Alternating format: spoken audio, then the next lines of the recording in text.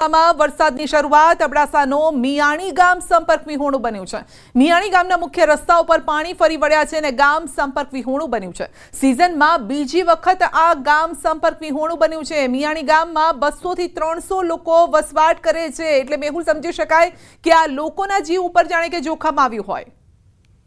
ચોક્કસથી સંધ્યા, હાલ હવે અબડાસા વિસ્તાર છે ત્યાં પાસે વરસાદની શરૂઆત થઈ હતી, તો અબડાસાનું જે મિયાણી ગામ છે તે પણ હાલ સંપર્ક વિહોણું બન્યું છે।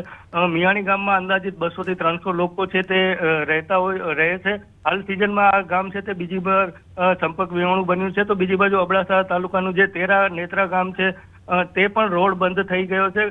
લાખડીયા નદી આવી જતા માર્ગ છે તે બંધ થયો હતો। વરસાદની આ સિઝનમાં આ રસ્તો 4 થી 5 વાર છે તે બંધ થયો હતો અને હાલ પણ ભારે વરસાદના કારણે તે રસ્તો બંધ થયો છે। જી, તો તંત્ર સુધી આ વાત પહોંચી છે, તંત્ર કઈ રીતે મદદ પહોંચાડવાના પ્રયત્ન કરશે હવે? જી સંધ્યા, ચોક્કસથી વાત કરીએ તો હાલ જ વરસાદની છે તે અબડાસા બાજુ શરૂઆત થઈ છે, ત્યારે જે નદી આવી જવાના કારણે છે તે આ માર્ગ પર પાણી ફરી વળ્યું છે, જેના કારણે ગામ હાલ સંપર્ક વિહોણું બન્યું છે। પરંતુ જે રીતે વરસાદ મધ્યમ થશે તો પાણી ઓસરી જવાના કારણે બાદ જે રસ્તો છે તે ખુલ્લો થઈ જશે, પરંતુ હાલની જો વાત કરવામાં આવે તો હાલ ગામ છે તે સંપર્ક વિહોણું છે। જી, આપનો આભાર।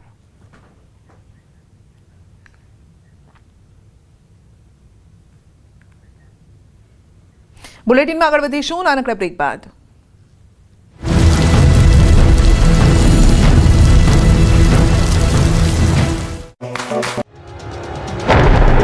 ગુજરાતના નાના રણમાં આબ ફાટ્યું। બનાસકાંઠાના સુઈગામમાં સુકાભટ રણ પ્રદેશે દરિયો બની ગયો।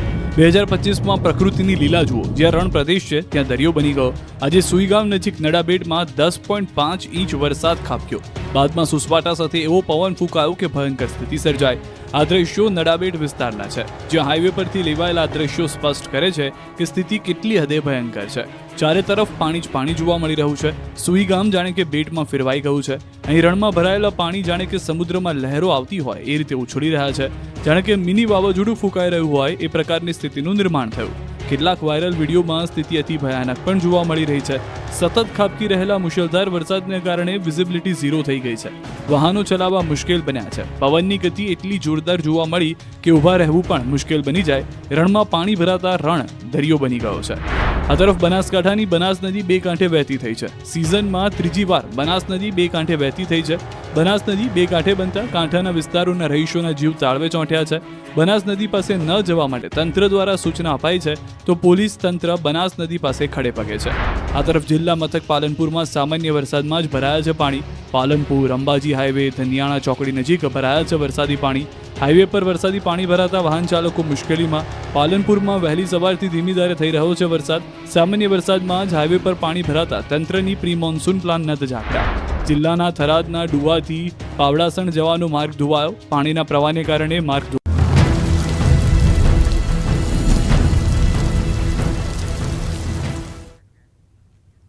અરવલ્લી જિલ્લાના ભિલોડા તાલુકાના ભૂતાવડ ગામમાં મેરઠ તળાવ ઓવરફ્લો થઈ ગયું છે। સ્થાનિકોમાં ભયનો માહોલ છે। તળાવની પ્રોટેક્શન દિવાલના એક ભાગમાં ગાબડું પડી ગયું છે અને તળાવનું પાણી સીધું ગામમાં ધસી આવ્યું છે। તો ભૂતાવડ ગ્રામ પંચાયત દ્વારા તકેદારી રૂપે નોટિસ જાહેર કરવામાં આવી છે। ગ્રામજનોને સ્થળાંતરની અપીલ કરવામાં આવી રહી છે અને હજુ પણ વરસાદનું જોર યથાવત હોવાથી તળાવમાંથી વધુ પાણી આવવાના કારણે સંકેત પણ મળી રહ્યા છે। જો કે તંત્રે સ્થિતિ પર નજર રાખી છે અને જરૂરી તૈયારીઓનો દાવો પણ કર્યો છે।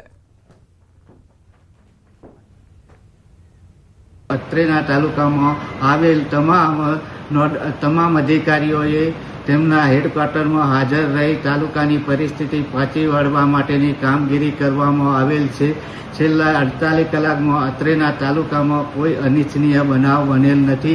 જૂના ભવનાથ ખાતે પ્રવાસીઓને જે પાણી ભરાવાના કારણે હાલ ભવનાથ મંદિર બંધ રાખવામાં આવેલ છે, તથા સુનસર ધોધને પણ પ્રવાસીઓ માટે બંધ કરવામાં આવેલ છે અને આવી પરિસ્થિતિને પહોંચી વળવા તંત્ર ખડે પગે કાર્યરત છે।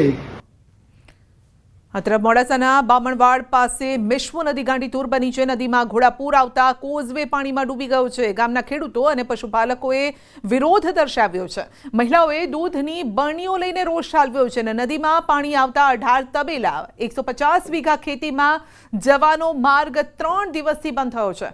15 કિલોમીટરનું ચક્કર મારી જવું પડે છે। પશુપાલકો અને ખેડૂતોને અને જેના કારણે 2021માં પુલની થયેલી દરખાસ્ત બાદ કોઈ જ કાર્યવાહી નથી કરવામાં આવી। ગ્રામજનોએ ચૂંટણી બહિષ્કાર કરીને નેતા અને અધિકારીઓની ગ્રામમાં પ્રવેશ બંધી કરી દીધી છે।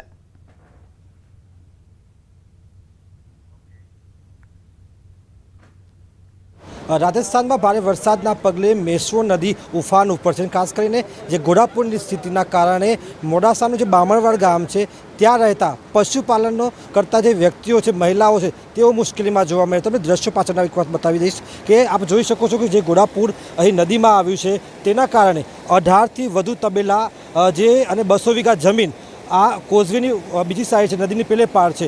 આ સંજોગોમાં ત્યાં જવું હોય તો 15થી 20 કિલોમીટરનું એક ચક્કર મારીને ત્યાં જવું પડે છે। 2021માં અહીંયા પુલ બનાવવા માટેની દરખાસ્ત થઈ છે, પરંતુ તંત્ર દ્વારા એ સાંભળવામાં આવતું નથી। અને ખાસ કરીને વાત કરું તો ગામડાઓમાં એક આજીવિકાનું સાધન છે। આપ જોઈ શકો છો મારી સાથે મહિલાઓ પણ છે કે જેઓ બરણીઓ લઈને ઊભી છે કે તેમને દૂધ માટે જવું છે પોતાના તબેલામાં, પરંતુ રસ્તો બંધ છે, પાણી ઉફાન ઉપર છે। પુલ મંજૂર થઈ ચૂક્યો છે, પરંતુ ક્યાંક ને ક્યાંક આયોજનની નબળાઈના કારણે આજે અહીં પુલ બની નથી રહ્યો। તેના કારણે હવે ગ્રામજનો દ્વારા અધિકારીઓ તેમજ નેતાઓની ગામમાં પ્રવેશબંધી કરી દીધી છે અને ગામમાં તો એવો કોઈને પ્રવેશ આપશે નહીં। અને આ સંજોગોમાં ભારે આક્રોશનો માહોલ ગામમાં જોવા મળી રહ્યો છે। હાર્દિક પટેલ, ન્યૂઝ 18 ગુજરાતી, બામણવાડ ગામ, અરવલ્લી।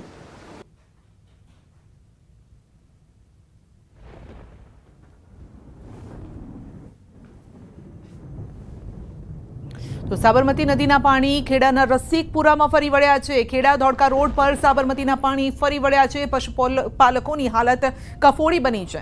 ખેડાના રસિકપુરા ગામમાં સ્થળ ત્યાં જળની પરિસ્થિતિ। પશુપાલકો પોતાના 700થી વધુ પશુઓ લઈને રસ્તા પર ચાલી રહ્યા છે। ખેડા જિલ્લામાં સાબરમતી નદી ફરી એકવાર પૂર લઈને આવી છે અને રસિકપુરા ગામ છે આ ગામ બેટમાં ફેરવાયું છે। સતત 24 કલાકથી તમને ન્યૂઝ 18 ગુજરાતી પર જે કવરેજ બતાવી રહ્યા છે। અત્યારે હું જે ઊભો છું તે ખેડા ધોળકા રોડ છે અને ખેડા ધોળકા રોડ પરની સ્થિતિ બતાવી રહ્યો છું કે રાત્રિ દરમિયાન જ આ રીતે પાણી આથી ધમધમી રહ્યું છે। ખેડા ધોળકા રોડ ઉપર કહી શકાય કે 5 થી 7 ફૂટ જેટલું પાણી અત્યારે ભરી જવા પામ્યું છે અને જેના કારણે જે રોડ છે તે રોડ બંધ કરવાની ફરજ પડી છે। બીજી બાજુના દ્રશ્યો બતાવીશ કે તમે જોઈ શકો છો કે જ્યાં સ્થળ ત્યાં ઘરની સ્થિતિ જોવા મળી છે। ઘરના એક માળ સુધીના પાણી આગળ ભરી જવા પામ્યા છે અને આ તળાવ નહીં પરંતુ આ ખેડા ધોળકા રોડ છે, ખેડા ધોળકા રોડની બાજુમાં આવેલી જે સોસાયટીઓ છે, સોસાયટીઓ સમગ્ર પાણીમાં ગરકાવ થઈ ગઈ છે। જો કે સૌથી મહત્વની વાત એ છે કે સ્થાનિક વહીવટીતંત્ર વહેલા એલર્ટ હતું, આ તમામ લોકોનું સ્થળાંતર કરી દેવામાં આવ્યું હતું, જેના કારણે અત્યારે મોટી જાનહાનિ ટકી છે। પરંતુ તમે જોઈ શકો તે પ્રકારે એક માળ સુધીના પાણી અત્યારે આગળ ભરાઈ ગયા છે। લોકો પોતાના ઘરના ધાબા ઉપર રહેવા માટે મજબૂર બની રહ્યા છે। સૌથી મહત્વની બીજી વાત કરવામાં આવે તો જે પ્રકારે આ સપ્તાહમાં બીજી વખત પૂર આવ્યું છે અને ગામની અંદર જે પ્રકારે સ્થિતિ જાણવા મળી છે તે પ્રકારે અત્યારે